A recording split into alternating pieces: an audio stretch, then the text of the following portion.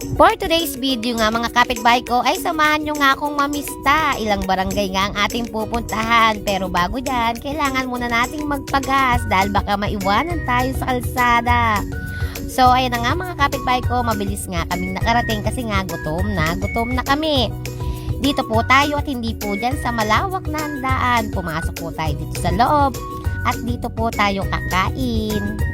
Pagdating nga agad natin mga kapitbahay ko ay kaunting chika nga lamang tayo dyan. At maya-maya nga lamang ay tara na, lantakan na yan mga kapitbahay ko. Ano pa ang hinihintay?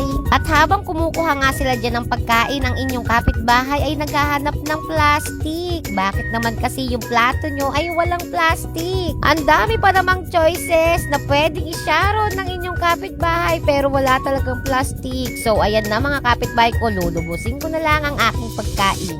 At syempre, una ko ngang kukuhanin dyan ang aking favorite na leche flan. At habang ako nga dyan ay sumasandok, tinatanong nga nila ako kung magkano daw ang sinasahod ko dito kay Facebook.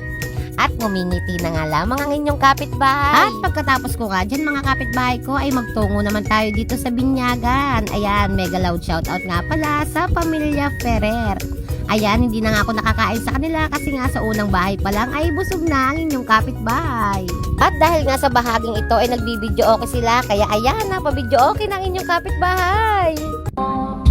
Sana'y nabuhan ang puso ko na ipodin ka, nang ang sakit ay di na madama.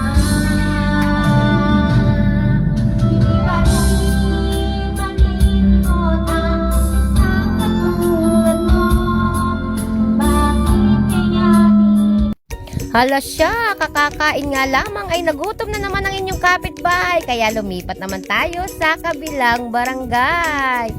So ayun na mga kapitbahay ko, tingnan natin kung ano ba ang handa dito sa ating pupuntahan. Happy Fiesta nga pala, Barangay Santol at Sambat na amin ngang kinainan. Wow, grabe, ang daming handa dito mga kapitbahay ko. Tapos favorite ko pa yung kanilang matamis. Lahat na lang ay favorite ng inyong kapitbahay.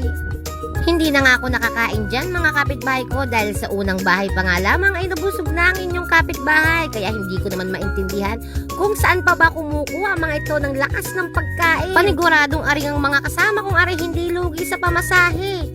At pagkatapos nga namin kumain mga kapitbahay ko ay nagpahinga nga muna kami dito kasi ang aliwalas ng hangin at ang presko talaga namang napakasarap magpahinga dito pagkatapos kumain.